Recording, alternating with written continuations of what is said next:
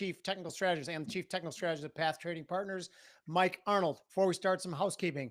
Thank you guys for the support. It has been amazing so far. We would like to thank our sponsors, Independence Arc Farm, farm to table, grass-fed, grass-finished beef. Those guys are the best. We always talk about how these big conglomerate food companies are poisoning the food source. There's something you can do about it. Start patronizing small independent farmers. Boys, how are you doing? Great. Good. Yeah, good. Bobby? I'll tell you that last batch of meat I got from Independence Arc, independent of the sponsorship, I don't care about it, was some of the best tasty meat I've ever had in my life. So, you know, I got it the day before I went on vacation, and I literally was thinking, is there any way I can cancel my vacation? It just looks too good to sock it in the freezer. And for the last 3 days of my trip, I was like, well, when I get home, I'm thawing out a couple of those ribeyes and cooking them, which we are doing tonight. So I'll be live tweeting Very that. cool. Yeah, good. How are you guys been? Good? Yeah, good. How was your trip, man? It was good. Florence and Rome were jammed. I mean, crazy jammed. So that's what kept that part from being great. Sorrento was great. Sorrento was beautiful. It was a little annoyingly crowded, but nothing like Rome and Florence. If I had to do it again, I'd stay outside of Florence in Tuscany at some vineyard, or I'd just not go to Rome at all. But my wife wanted to see the ruins and things, and which is cool. The ruins. Have you ever seen the ruins in Rome? Yeah, no, I've spent a lot of time in Rome. It's one of my favorite cities in the world. It's pretty amazing, I think. But if it was half the amount of people, it still would have been a little crowded. It was pretty damn crowded. Michael, how are things in Arizona? Is it getting hot there? It's actually been cooler than normal. We had rain this morning. It's only 68 degrees right now. Oh, wow. It's crazy. 78 in Palatine. Yeah. I mean, all right. It's All right, what do you guys want to look at first? Why don't we start off with the S&P? Yeah, how about it? Yeah, for sure. Yeah. By the way, are you still, Bobby, while he's getting the chart up, you still believe until we can settle above that infamous death cross that most likely scenarios we just pop up there and then it's time to short it? Because I did add to some shorts today. No, I don't want to say that that's what I believe. What I want to say is that if the death cross were to portend more downside, this would be where it would start. Basically where we're at. You know, it doesn't have to be an exact level, just like any support and resistance. So I know that's basically like, you know, a way of saying the exact same thing you just asked me. Yeah. But if we get above it, you know, all I was doing when I was pointing that out to people was that death cross, they're terrible, but when they're just terrible integrated, they don't actually mean the market's going lower. But as a matter of fact, oftentimes when the death cross finally happens, we're near the short-term lows, which I believe, I can't really tell on this chart, but I believe that's the case here.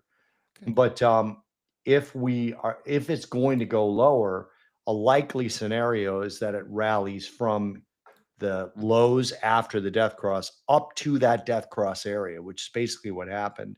And then it turns around. If we turn around and, you know, I would call it like a break of, this is the S&P. So let's call it like a break of, I don't know, 55.50 or something like that, 55.90, somewhere in that range.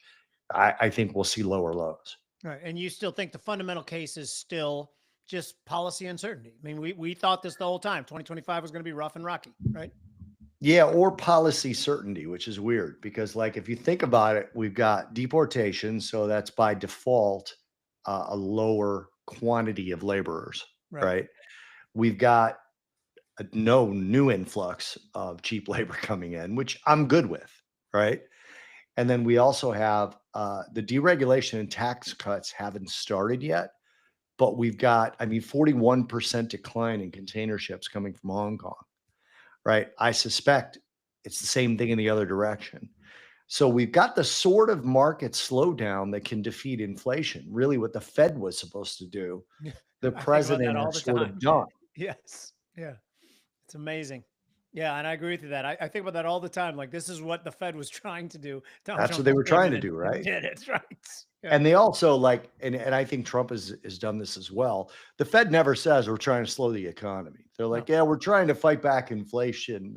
We don't think we need to go into a recession. Trump has been like, look, there's going to be some hard times.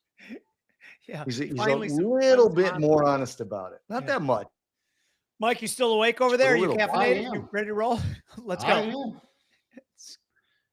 Well, what's interesting is from a purely technical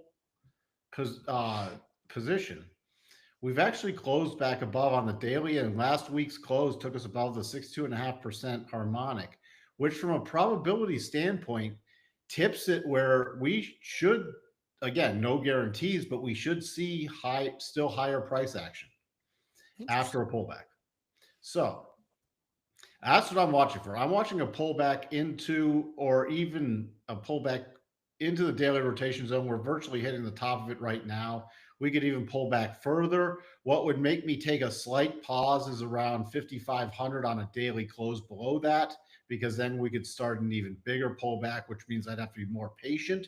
But at this point, the only thing that tips the probabilities the other way is a close back below 51.65, which is a long way off. Other than that, I'll be watching for buying opportunities on any pullbacks because the probability say potentially higher prices in the short term.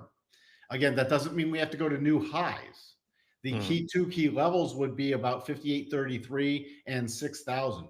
The 87.5 harmonic, which I call the magnet price, after we tip above the 62.5, because it's not that many percentage points beyond hitting the 75% harmonic. So the first target is a 75% harmonic.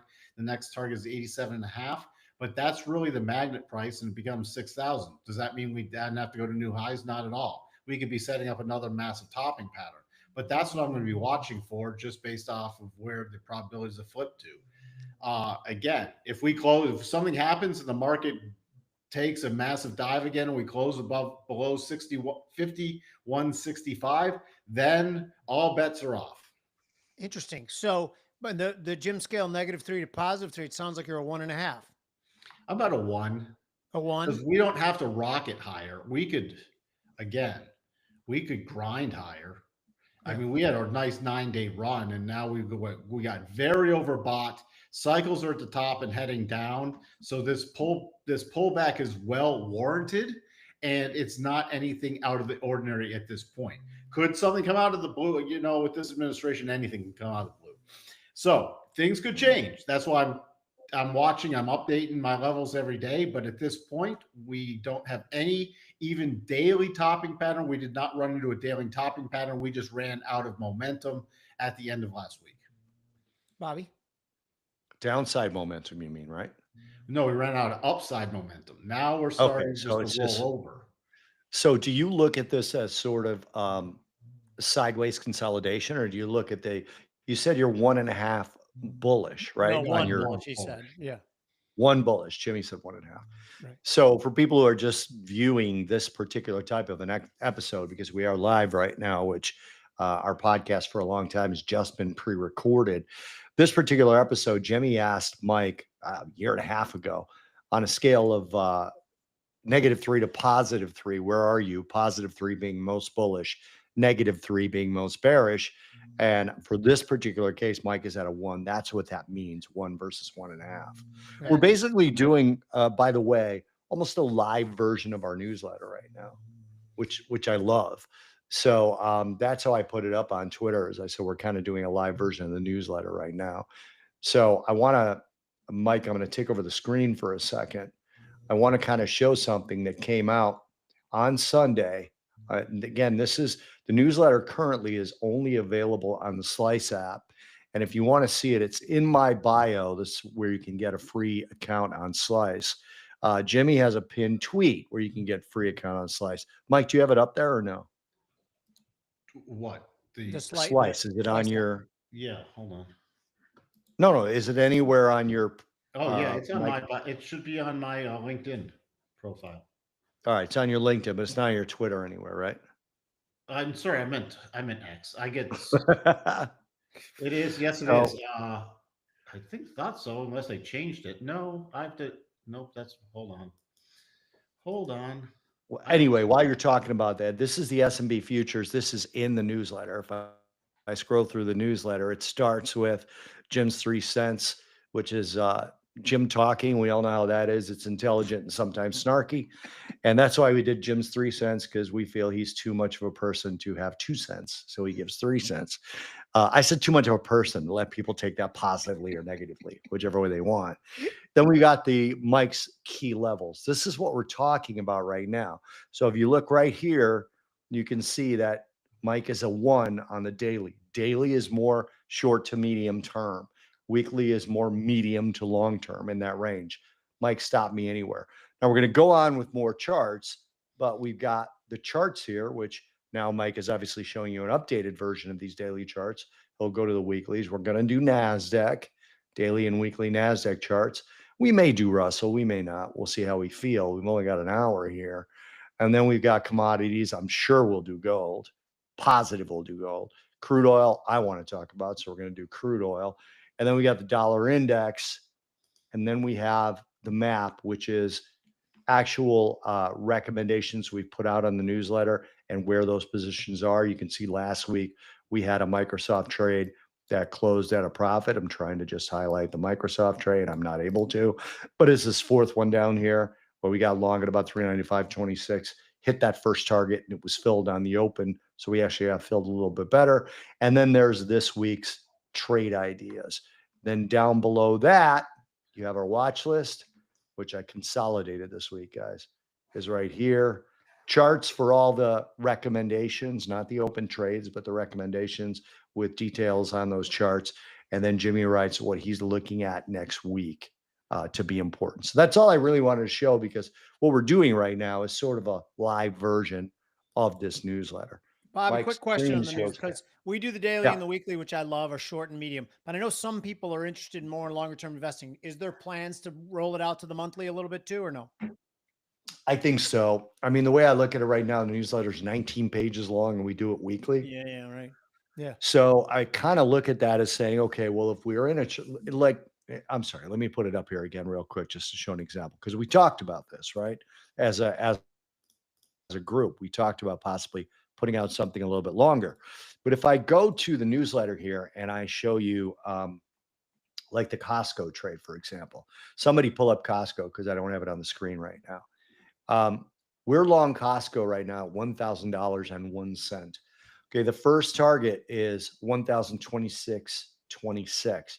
The second target is 1,056, right? So there's two. When you look at something like Walmart, okay, we already reached the first and second target. The third target is pending, and it's, God, I mean, $12 higher. Right. Than So where that's we like entered. 20% almost, right? So Yeah, that's sort long-term of, investing, right? You'd yeah, have to that's do sort of some. long-term investing. Yeah. And I should change this, because like all three of these were in profit and SSR was at a loss. I should change that color scheme. So I'll probably do that.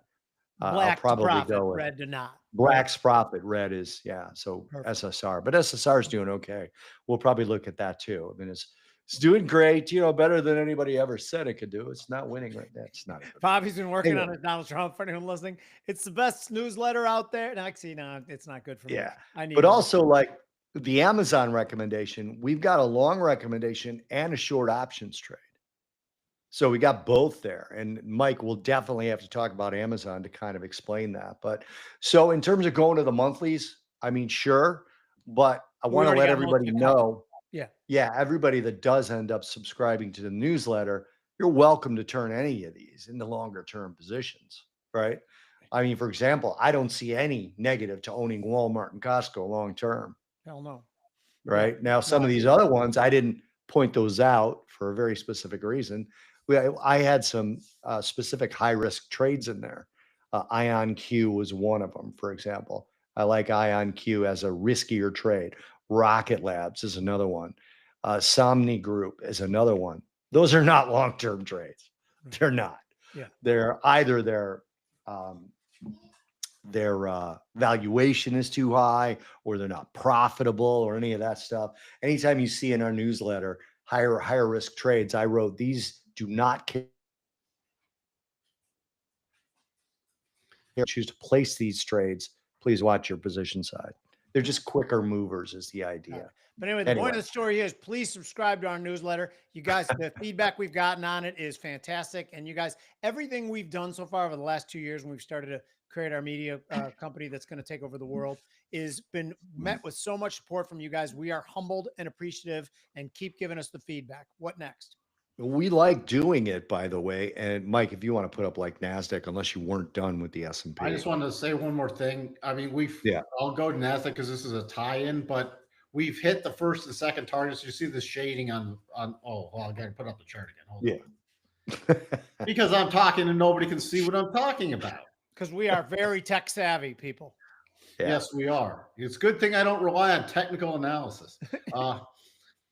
We still have we've hit the first and second targets. We came within spitting distance of the third target, which is 57.38. We're starting a little pullback. That is still in play, by the way. So we still have probabilities based off the double bottom that was triggered, back, oh boy, near at the end of the first week in April.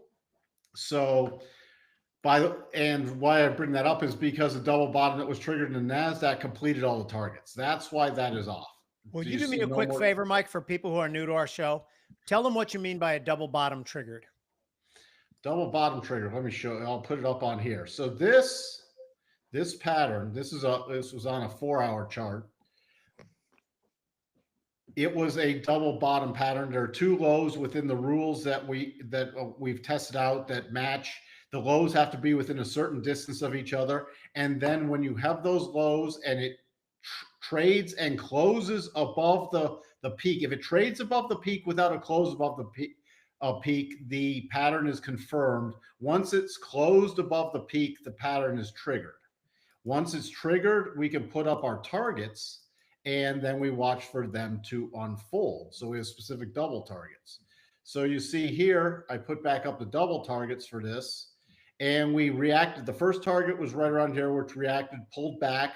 This pullback did not invalidate the pattern. Second target, we paused that for a couple of days. Then we went through and we went just beyond the third target and in slice. Once we went beyond the third target, I did post everybody. The next target I was watching was the 200 SMA area. And we traded up there last Friday. And now we've had the 2-day pullback since then. So we hit all the targets on that double where we just have one remaining for the S&P, but we got nearly there. So that's also why I'm still watching for increased price action on the upside. Also on the NASDAQ, we did close on a daily and a weekly basis. It's the 62.5 harmonic was at 20,188.50. We closed last week at 20,195.25. So that technically shifted the probabilities higher for the NASDAQ too. So that's why I will still watch for pullback trades. And just because you asked me what bullishness I was for the S&P, it was one. I'm more like half to one on NASDAQ just because it's been lagging a bit. Right. However, just because I'm at let's just call it a 1, that does not mean we can't have days where we pull back. This is where we had 9 straight up closes in a row is not normal trading. So just because I'm a 1 in the short term does not mean we'll have pullback days. We will have pullback days, but then I'm really focusing on setups that take us back higher because of the probabilities at this point. Now, if we were to close back below 17,903, so if you remember 17,900 on a closing basis, that would be a close back below the 62.5, which would then tip the probabilities back down. And if you just look at the chart and look where we found the prior key support, we'd also break that very long-term support. So then I'd turn drastically negative again on the market. Until that happens, the key areas I'm watching are between the rotation zone being the 8 EMA, exponential moving average, and the 21 EMA. We've now hit the top of it and are trying to hold a little bounce. But if we break today's low, I'll be watching for the bigger pullback in the rotation zone. And the key support area is 19,300. 19,300 is very critical in the short term on a closing basis. If we were to close below that, I continue to look for bullish setups, but I'd be much more patient. I would not be as aggressive with my bullish setups. Fantastic. A couple hundred people just joined us within the last like minute or so. So we are looking at the NASDAQ in case you guys all just popped on right now. Bobby? Yeah. So can we do the Russell since I sort of Yeah, I'm mentioned just it going in to that give people little. the targets higher on the NASDAQ. Yeah, go ahead. Good. If we Oh, good, take good, out this 200 area, this 20,325, I have a very minor target of about 20,500, but the next major targets, which are the magnet prices based off the harmonics, are 20,934 and then 21,680. Again, just because we have higher prices does not mean we have to take out the all-time highs. We could still hit higher harmonics and then stall out there. So plan accordingly. And what's the level that if it closes below it, it flips you to negative? Just remember 17,900. 17,900. Okay. So just for recap, like I said, about 250 people just punched on in the last 30 seconds. For the S&P in the short to slightly medium term, Mike is a +1 bullish in the S&P and a +0.5 bullish in the NASDAQ. Yeah. You guys want to do Russell, I want to do gold, but you're going to win, aren't you? No, Russell has not tipped any probabilities of higher prices. Russell's a dog. It's Right. variant. So, And it's crazy because historically it's not. I know. So, again, in the short term, this is the last thing I look for on the bullish side. All right. If you're looking for bullish trades, personally, every day I'm looking at the S&P and the NASDAQ. Those are my first two markets. Russell is like, okay, if I get a fantastic setup and it holds the rotation zone, yeah. But other than that, if we do rotate and take out last week's highs, the very key target in the Russell is 2093. That's what you have to remember. That's the next. That would be the 50% harmonic from the sell-off from the highs back in November of 24. That's a long time ago at this point. Back to the lows from April. The 50% harmonic is very, very key if we take out last week's highs. Again, that's 2093. And if you look, this is fascinating too, because if the Russell did manage to get a bigger rally on, look where the 200 simple is and the 62.5. Perfect. They're virtually in the same location, and it would need a close to go longer term bullish on the Russell would need a close above this 2189 area, which is right at the 200, and that's probably going to get dragged down right to that area. So even if we did an extended rally on the NASDAQ, I'd still be looking for rollover plays unless we closed above 2189. You said NASDAQ, you meant Russell, right? I meant Russell. Sorry, Russell. Okay, good. Yeah. There's something I just kind of got to point out because we're live. I don't know if it's accurate or not, but there's a bunch of stuff going out on X that says India just launched missile strikes inside Pakistan. Really? Yeah, I would hope that's futures markets are still open. Let's see what. Oh yes, the S&P just took a bit of a downturn. Yeah, I'm hoping that's not the case, but that's what's case. Let's see what gold did. Because guys like us, by the way, for people who are watching, we look to the futures markets for our news stories for the validity. By the way, gold's up $110 now, 3.33%. As you guys know who watches, gold is our highest conviction buy. We don't want, highest longer term. We don't want things like this to push it higher, but part of it is that things like this can happen. Anyway. You want to talk about gold right now? Oh, yeah. Let me ask, our internet connection dealership just got restored. Never mind. That's Sterling is in here saying the internet connection at the dealership just got restored.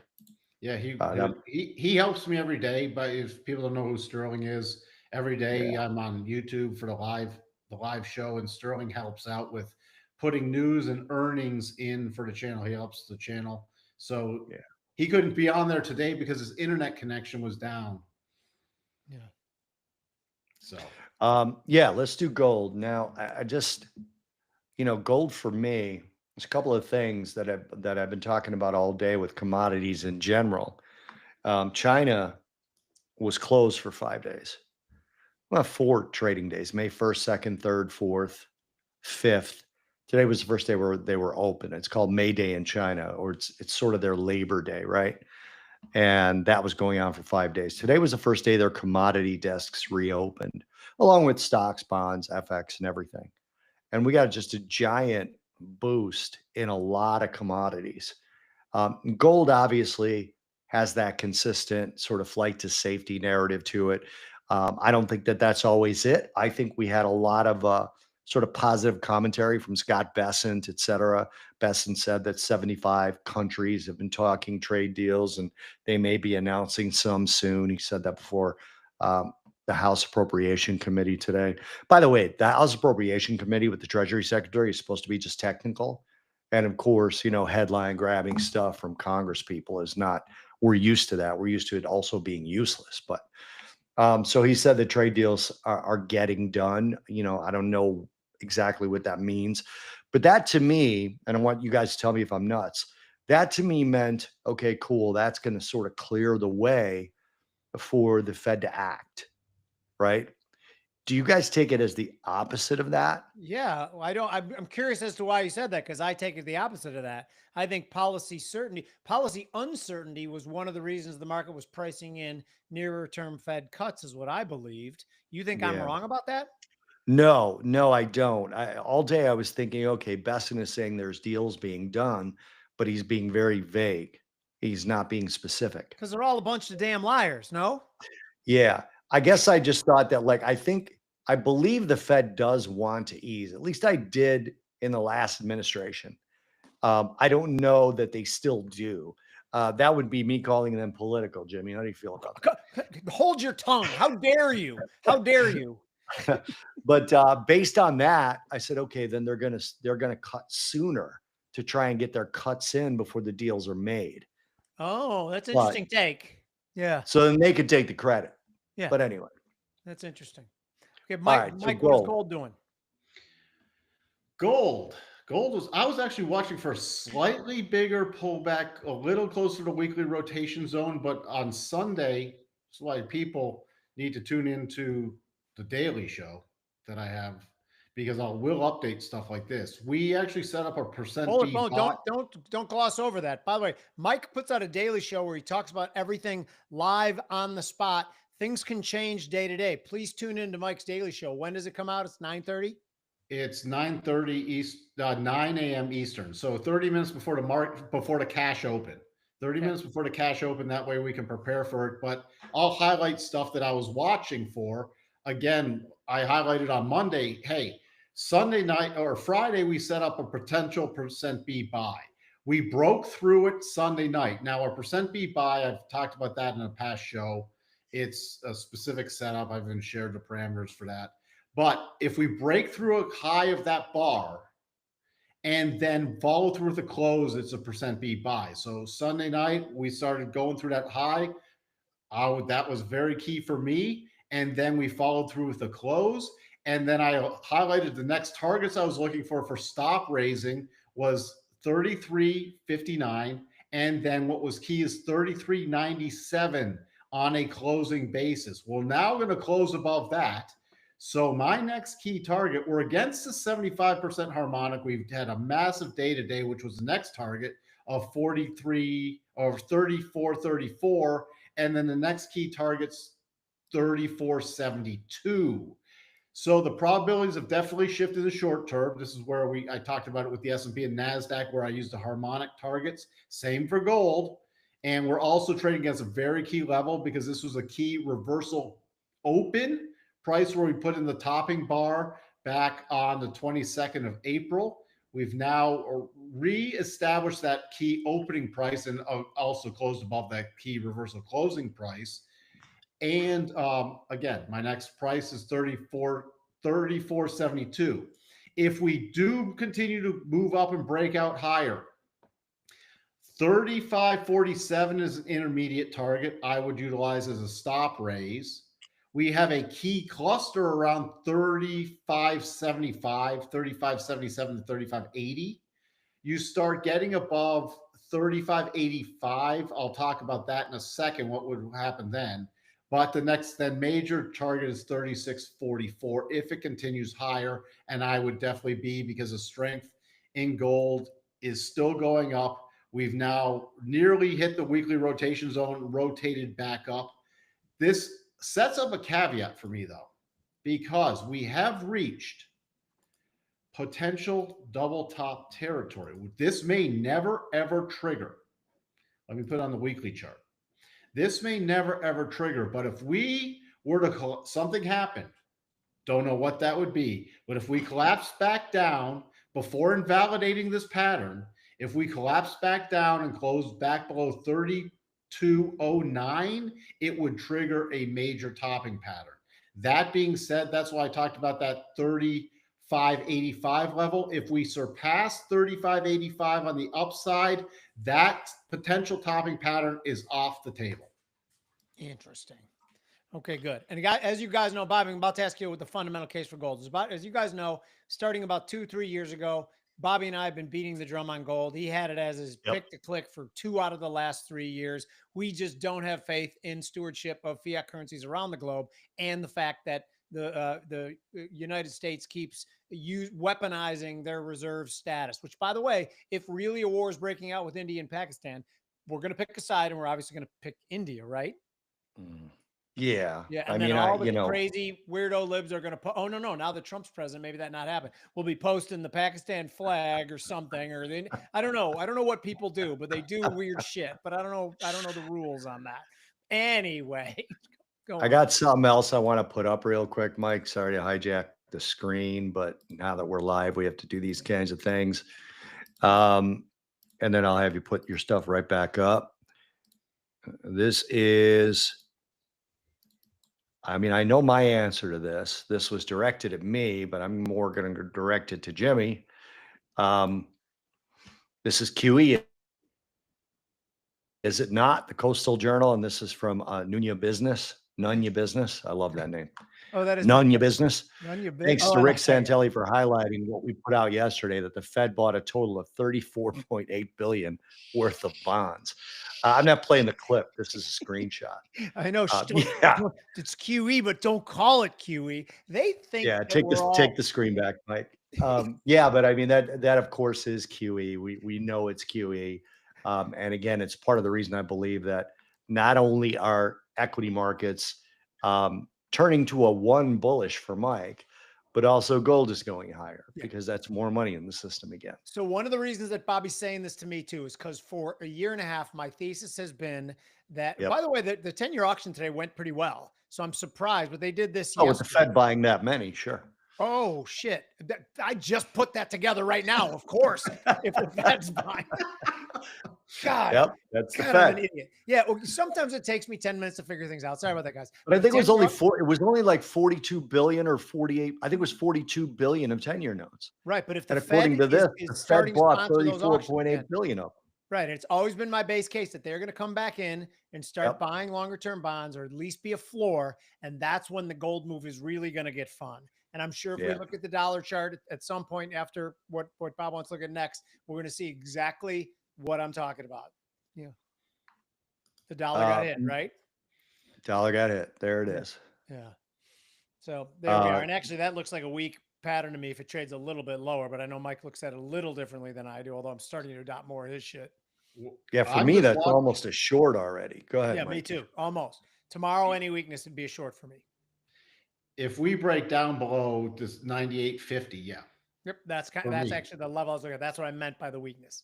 Because I've been watching, we did form an inverse head and shoulders. It's never triggered and against the rotation zone.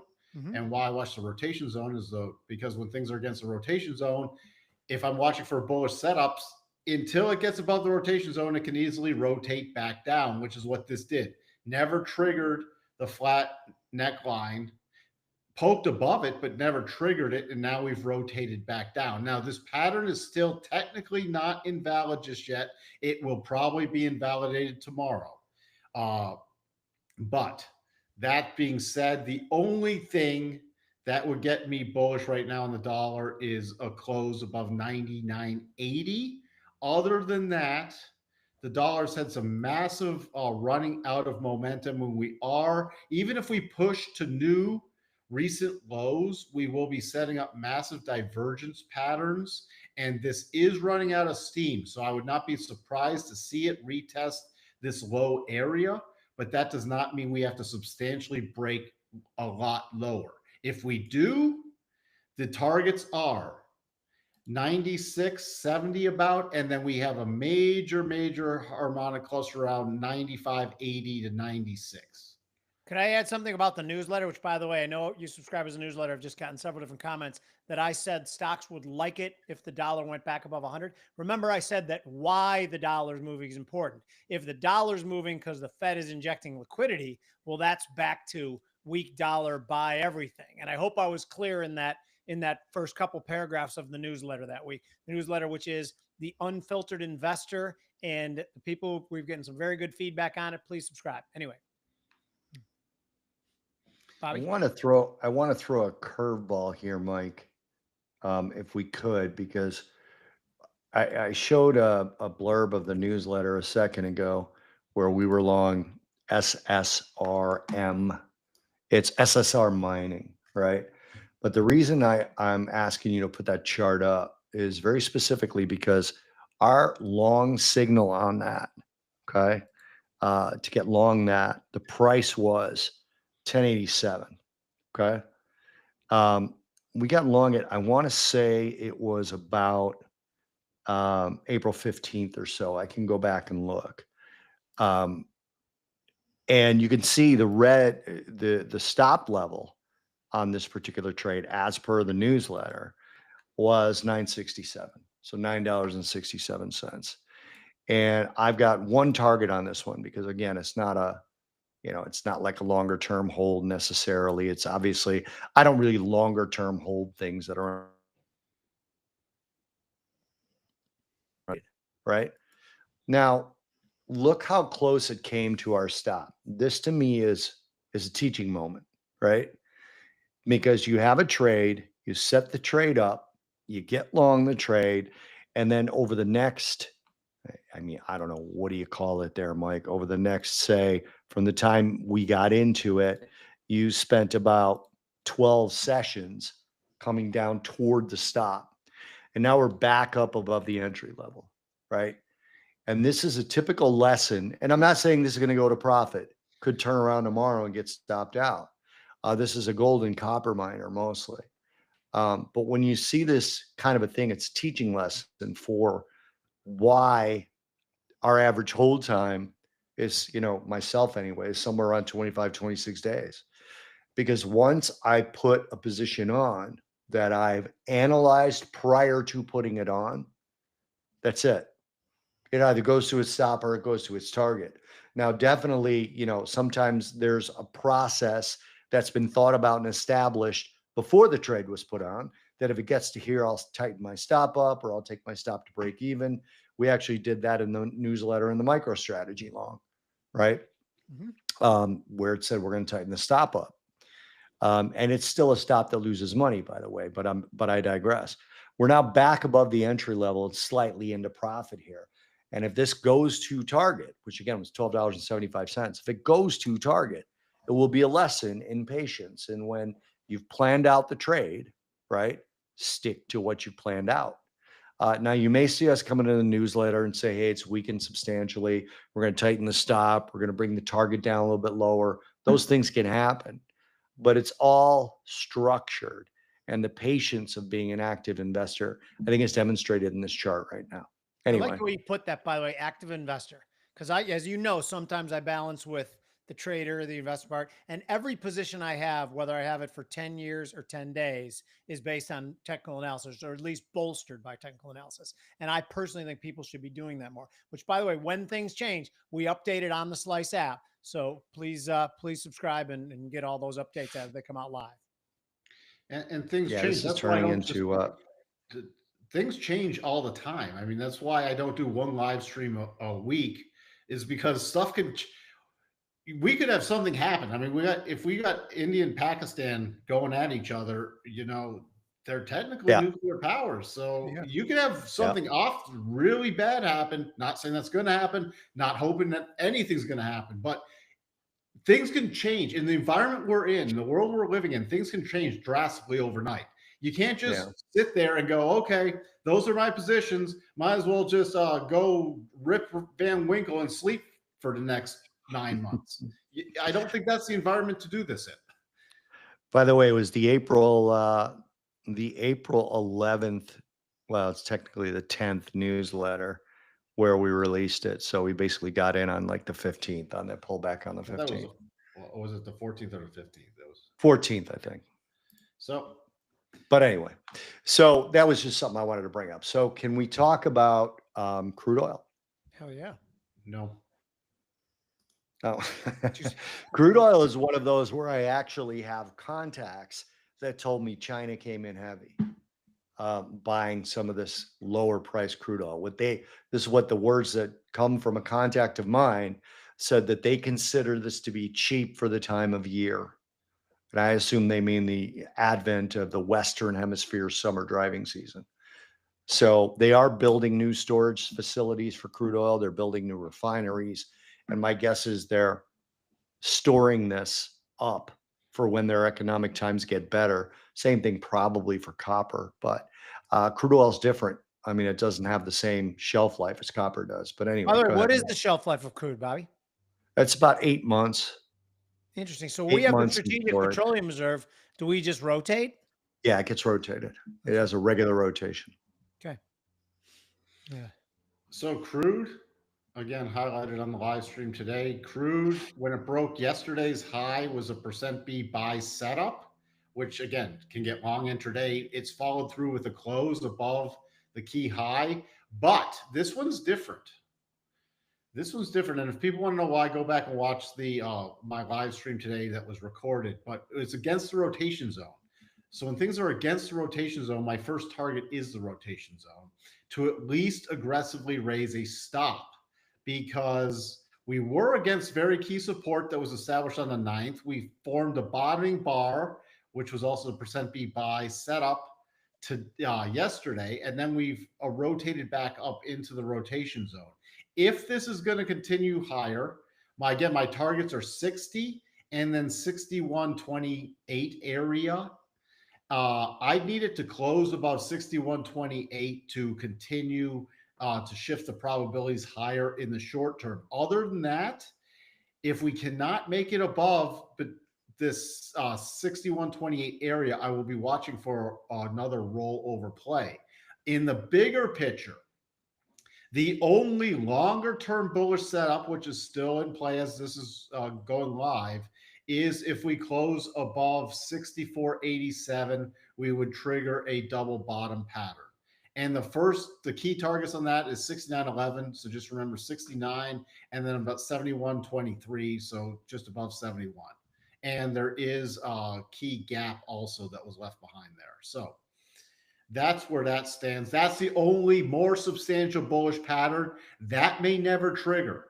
If we move up and then rotate back down and form a triple bottom, that pattern is off the table, but I am pointing it out because it is still potentially a valid pattern. It seems to me, Mike, by the way you talk, that a double bottom that triggers is one of your favorite signals. Would you say yes to that? Yeah, because of probabilities. No, I know that. You don't. So that's what I mean. Is that's one of the highest probability. I'll talk to you in your Spock language because of the probabilities. Well, no, because there's all right. Let me clarify that. Because it's got very some of these markets. I don't like to cite exact probabilities, but some of these markets I've tested for doubles are in the mid 70%. So when you can get a trade that has mid 70% probabilities, then, and you manage your reward to risk properly, you got a pretty good pattern. Pretty good deal. Yes. Okay. You got a pretty good pattern. So that's why I really like it. Do they always trigger? Do they always set up? No, but I really, really like the pattern because of the probabilities. Now, though other things I trade might have upper 60s or mid 60 probabilities, which is decent, but it's not mid 70s. Yeah, I gotcha. I was just making fun of you. I still think you're an android. I do not understand the word favorite. The probabilities favor higher prices. Wait, my man, brain works really in probabilities. I mean, that's I know. That's what I like about it. Yeah, mine only sometimes does. Really, X really has to get a handle on these bots that are talking about these stock bloggers. You know, I Every was time just going to bring up this stock blogger I know that's on Slice. Yeah, we're real stock bloggers, not the whoever those people are. I'm just looking, Jim, at your post where you said we're doing a live show in 4 minutes. Please submit questions. I want to look at it and make sure I didn't miss a question. Under his guidance, I went from losing money to making money. It's such And then the bullshit. exact same thing Yeah. for a different blogger. Wow. So Tom Longo, who's a friend of the show, has been on several times. He's convinced that it is like a calculated effort to try to weaken and make Twitter worse than it is.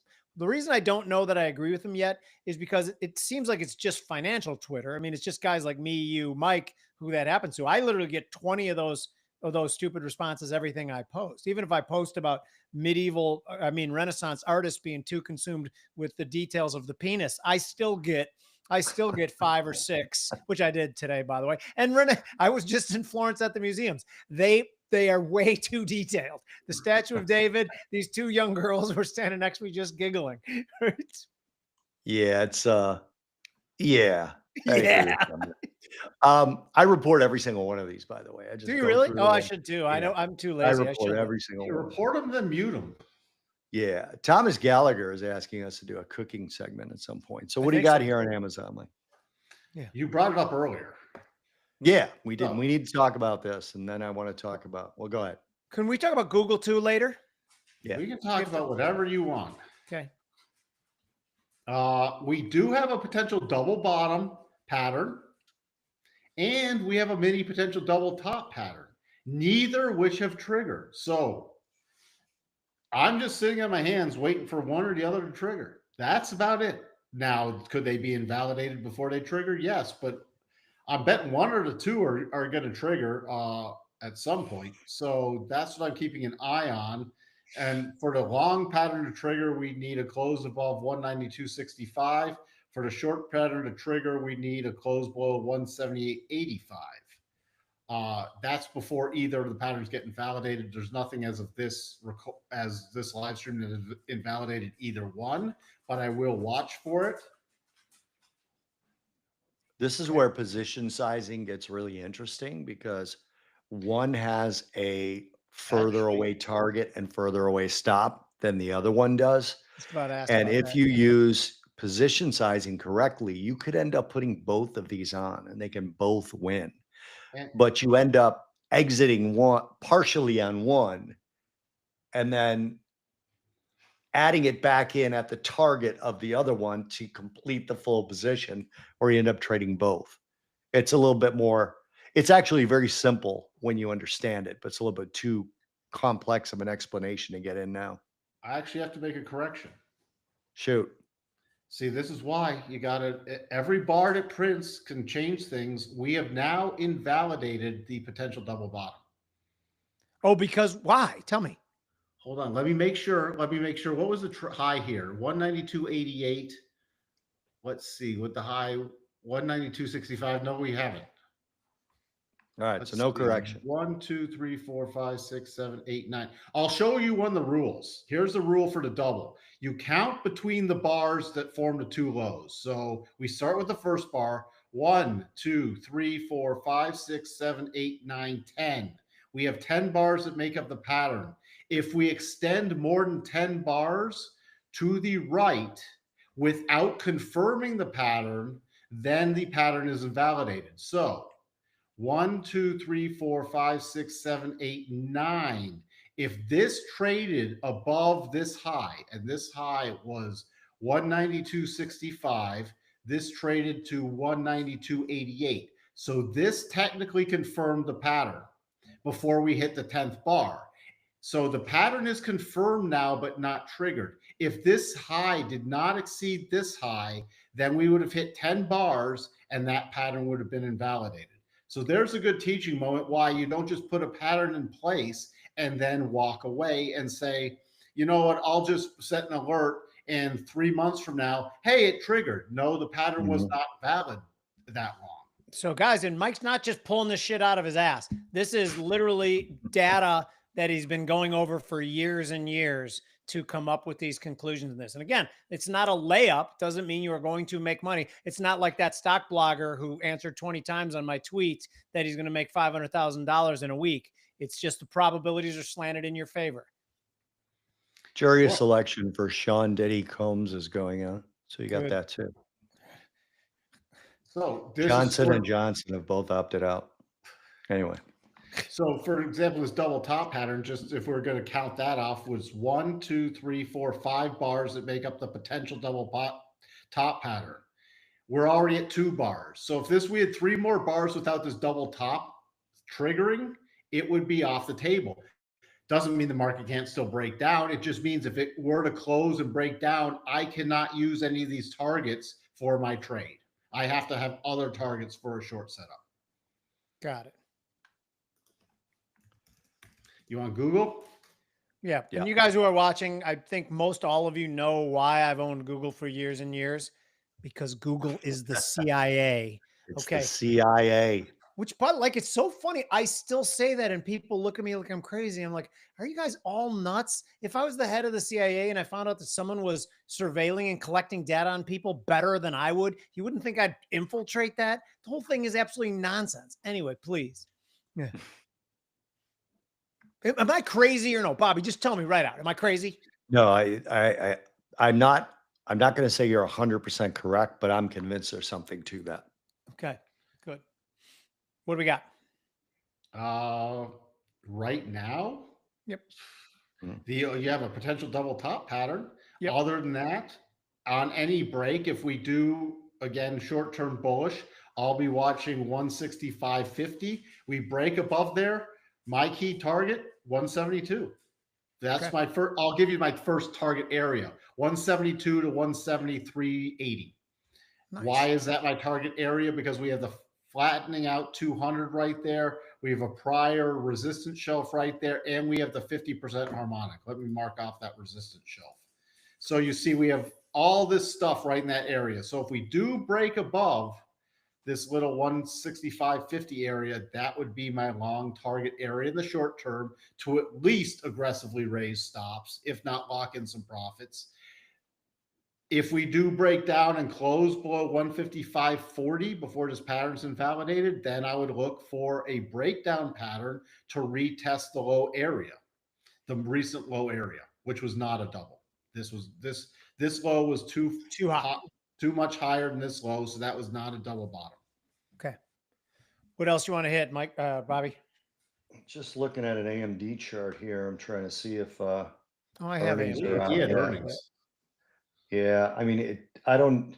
Oh shit! Yeah, down 18.4%. What did you say? What? Oh, that's year to date. I'm sorry. No. Never mind. I was like, it's up. Never mind. Yeah, I switched something over to a different platform, and I don't quite have it set up yet. Because that would be news. Yeah, it's down year to date by 18.4%. What do you have it after hours, Mike? Right now, up $5, up 5% after hours.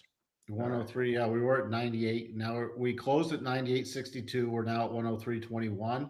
Yep, that's what I got. This is going to be interesting because if this can follow through tomorrow, it will close above the 62.5 at 101.12, which would then see it stalled out right there. We have earnings. We're gapping up from earnings. So I'm going to be watching tomorrow's close, because if we close above 101.12, I will be watching for the key levels are 106.04, then 110.97.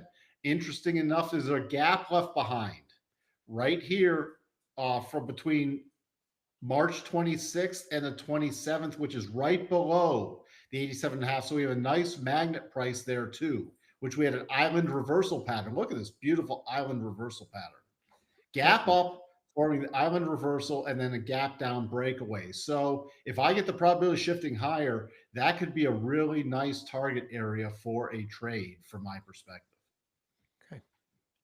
All right. The last thing I want to look at is one of the high risk ones from the newsletter this week, and that is IonQ.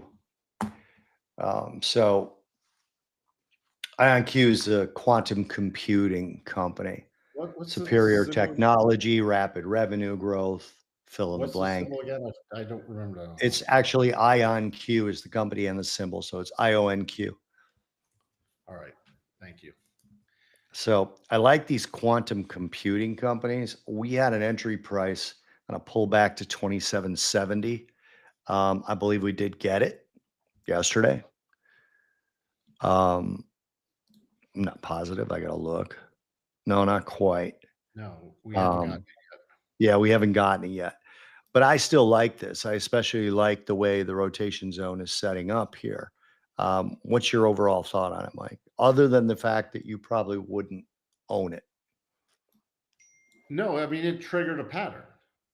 Okay, go ahead. Sorry, I got something going on in the background. It triggered a double bottom pattern back on the week of April 21st. It closed above the peak. Here, I'll just take off these extra lines. So here's the double bottom pattern. Reversing this move, it closed above 2783. We've had a pullback already once, and we've got a little pullback right there, but we have yet to hit the first target. So we still have a targets higher, still trying to make a base. The only reason I'm a little cautious is because we're at some cycle tops, but it's holding the rotation zone up, and the invalidation point for this trade, since it's already triggered, is a long way off. It would need a close below 2165 to invalidate the pattern. And I wouldn't even be holding it that long, because if it dropped and closed back below the 200, I wouldn't even, this would be setting up for a failed pattern then. Again, it's a riskier setup, but you do have a potential trade. Now, there is also a potential double top. So that's something that's come into play as of It's happened to a lot of stocks. So this is where we're sort of at this interesting juxtaposition in the markets right now. And I'm still favoring we have more bullish patterns triggering than bearish patterns, but we do have a lot of potential double tops setting up that have not triggered. So if a lot of these trigger, like if Google triggers, if this were to trigger there's other ones that we're not going to talk about on here right now, but if a bunch of those triggered, I'd be starting to watch for those bigger pullback, especially in the NASDAQ. Other than that IONQ below that green bar, that's where the pattern gets invalidated, right? No, that's where the double top would trigger. Oh, yeah. That's what the double top would trigger for a bottom. Yeah, I got it exactly. Yeah, I'm with you. That would not technically invalidate the why does that keep going off? That would not technically invalidate the double top unless it were then to close below 2165. Got it. I mean, double bottom. Double bottom is what you meant, right? The 2165. Yeah. We've actually got a put spread in the newsletter for Rocket Labs because of a very similar thing with the tiny little double top. Rocket Labs, this could be the last one. You got a tiny little double top there. So if we get that close below, we're going to buy the 2150, 1850 put spread. So that's sort of the play on that one. You got targets there. The 1850 will be. That again is a riskier play because it's going straight into earnings in 2 days. So right.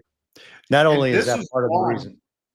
Go ahead. This is one that it might not, because it might not trigger before earnings. And let's say they had bad earnings. This could gap down, go all the way to target without ever technically triggering. So you'd have to sort of watch it after hours. And if it started breaking lower, try to do something nimbly. Otherwise, it's just a trade that, hey, you know what? It was no trade for me.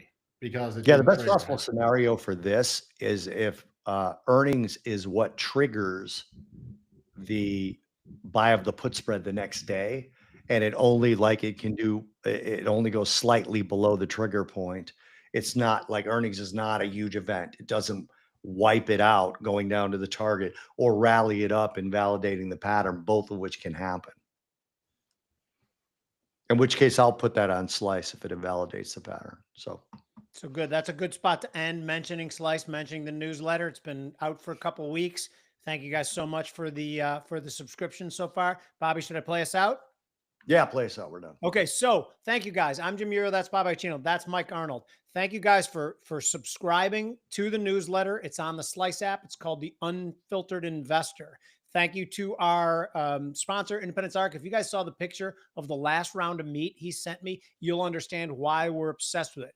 Thanks mostly to you guys for the support, all the DMs, all the feedback. We greatly appreciate all you do. Please subscribe to our YouTube channel as well. That's the Future's Edge podcast on YouTube. Remember what Bobby and I's mission were? We were in legacy media for a crap load, 25 years, a long time. Every time you get on air, you can be assured that some overzealous producer or sponsorship indirectly is pressuring you of what to say. We wanted to create a content that is not pressured. We might be wrong. We might be full of shit, but we are not giving you somebody else's opinion. We're giving our opinion. Between the three of us, we got about 95 years of experience trading this shit. Bobby, is there anything else you want to add? No, just check out the newsletter and see if you guys like it. This past one, I'm going to make it public on Slice probably tomorrow. But it comes out on Sunday morning. So if you guys are interested in some of these setups in their entirety before they happen, check out that newsletter. You should be able to make the subscription fee back pretty quickly with some of these trades. It's not guaranteed. It's not guaranteed. But just have fun staying poor. That's what the Bitcoiners all say, right? And it's not just the newsletter. You know, we put in updates of stuff we're keeping an eye on too, because things are changing every day. Yeah. Anyway, the last thing I want to say about the newsletter is this stuff we do costs money. We enjoy doing it and we're going to keep doing it, but it costs money. And it would be nice if it didn't cost money out of our pockets to do these kinds of things. And that's what the newsletter is about. We tried to go the sponsor route. Sponsors really wanted they wanted to dictate what we said about their products. Independence Arc didn't do that. They just said, if you like the meat, talk about it. So that's how that one happened. But sponsors is probably not the best way for Jimmy and I, because, certainly for Mike, because we're just not going to say things we don't want to say. So they know that, right? And we're not going to. We'll take small sponsors, but we're not looking for big corporate sponsors who are looking to control what we say. Yeah. All right. That's it. Cheers, guys. This has been the Future's Edge.